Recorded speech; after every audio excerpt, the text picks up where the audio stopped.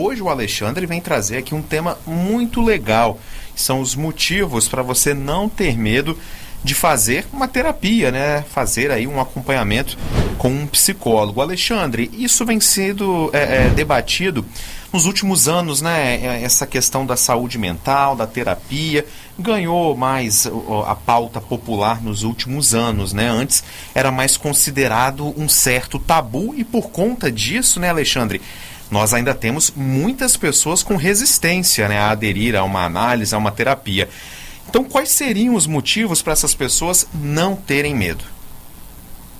Pois e a gente vai vendo cada vez mais e ficando essa questão da saúde mental, vai vendo essa questão dos cuidados pessoais, essa questão dos cuidados de si, do outro, cuidado com a espiritualidade, com a alma, enfim, cada vez mais importante e a gente vai percebendo isso em escala até mesmo mundial, com alguns atletas, alguns famosos influencers e também em pessoas do nosso dia a dia, do nosso cotidiano, as pessoas anônimas também vão demonstrando a importância disso. E uma coisa interessante, Leandro, é que quanto mais a gente fala disso, menos a gente tem problema de cuidar de si.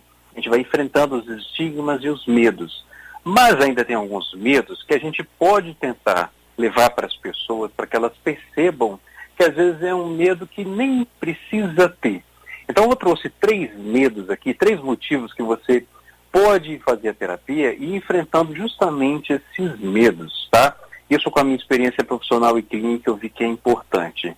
Então o primeiro medo que eu trago é justamente o medo de falar, com receio de se expor, e mesmo disso se tornar uma questão sua, um assunto, um tema seu, uma intimidade sua, se tornar uma fofoca. Então o primeiro ponto é o quê? É que você não precisa ter medo de fazer terapia, pois existe o sigilo profissional. Então um psicólogo é um profissional e ele garante esse sigilo por meio do seu código de ética. E que é o sigilo para quem não tem clareza sobre isso? O sigilo, pessoal, ele não é um segredo, mas é como se fosse similar a um segredo. Ou seja, tudo que é dito, trabalhado, elaborado, levado para uma sessão de análise, de terapia, de psicanálise, não é dividido, não é compartilhado. Isso é algo que o profissional mantém enquanto um sigilo por meio do seu código de ética. Então você precisa ficar bem tranquilo quanto a essas questões, porque às vezes é um assunto que você talvez teria vergonha de levar para um outro grupo de pessoas, mas ali o profissional da psicologia, ele como eu disse, né, é um profissional. Isso nos conduz para o segundo medo.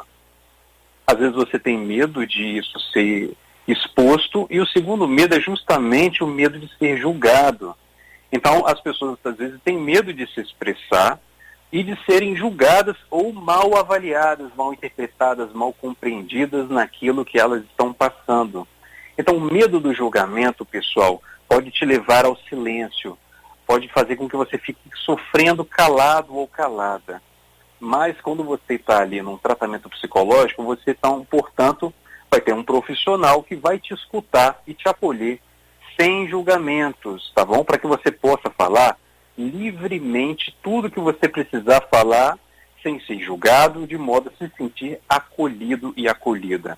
Então esses são os 2 primeiros pontos que se completam de alguma forma, para que você vá para um profissional sem esses 2 medos, ou tendo clareza de que isso não vai acontecer, esses seus medos não vão se realizar com esse profissional.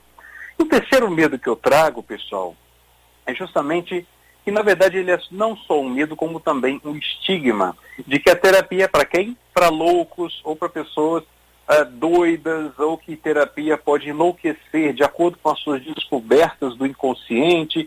Você vai remexer aqui, mexer em coisas que você achava até então sombrias e você não queria tocar. Então terapia não é, e aí a gente refuta esse medo, a gente nega ele, enfrenta ele. Então terapia, pessoal, não é para gente doida, né? Isso é uma bobagem, né? Eu sempre digo que loucura mesmo é não se cuidar. Então, esses são os 3 medos que eu trago aqui, que diante de um profissional da psicologia a gente pode ir com toda tranquilidade de que a gente não só não vai ser julgado, como aquilo vai ser mantido em intimidade, como isso não significa que você é uma pessoa maluca porque procurou a terapia. Agora, uma curiosidade, Alexandre, eu acho que as pessoas que nunca fizeram terapia também têm essa curiosidade. Existe um roteiro pré-definido, quer dizer, existe uma maneira de abordagem quando a pessoa ela tem as suas primeiras visitas, quando ela faz as primeiras consultas? Existe algum roteiro pré-definido? Cada caso é um caso, a pessoa tem de, por exemplo, começar a contar a vida dela desde a sua infância. Como é que isso funciona? Não necessariamente você vai ter um roteiro para, como você trouxe, né, contar a vida desde a infância. Isso a gente chama de anamnese, que é o quê?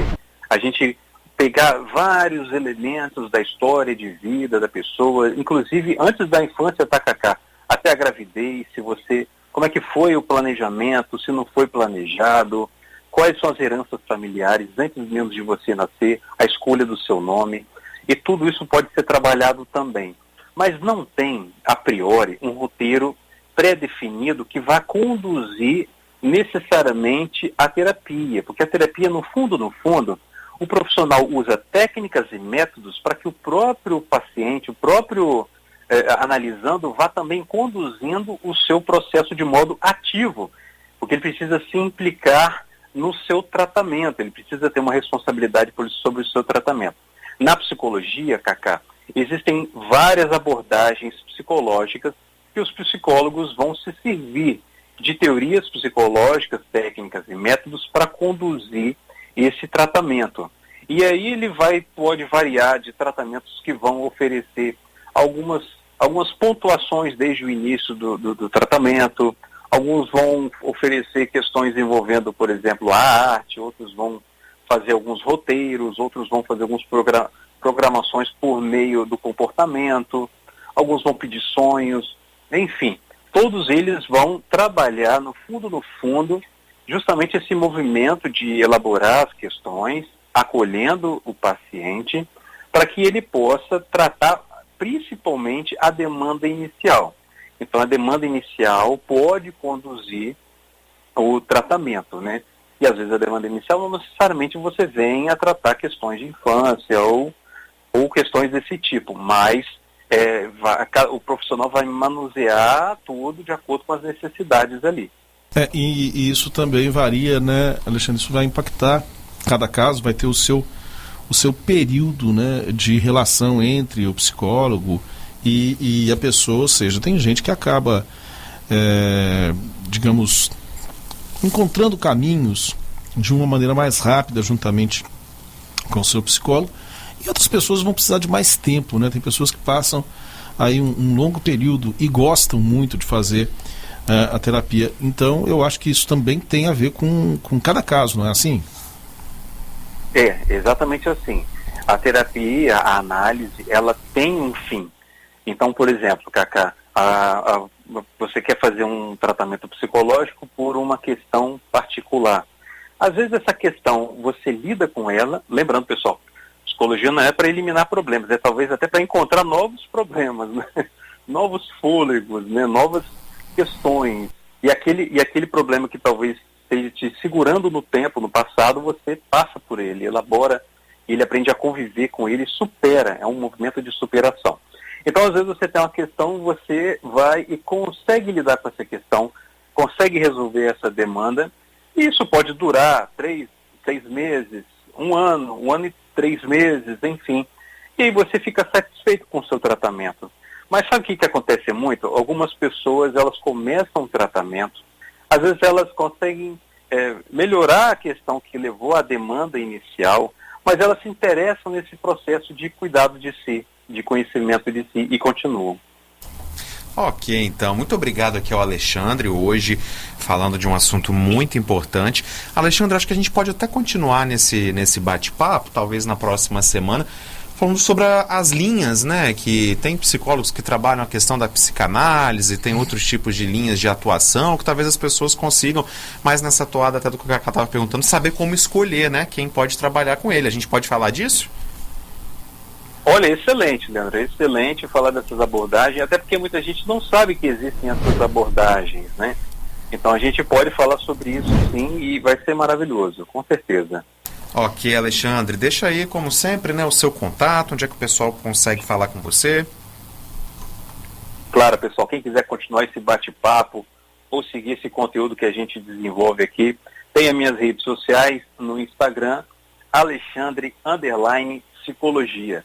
Tem o meu WhatsApp também, no 27 999431968, e todo esse conteúdo está no meu YouTube, Psicologia e a Vida Cotidiana. Tá certo, Alexandre, um abraço, até semana que vem. Um grande abraço, até semana que vem para a gente continuar esse assunto.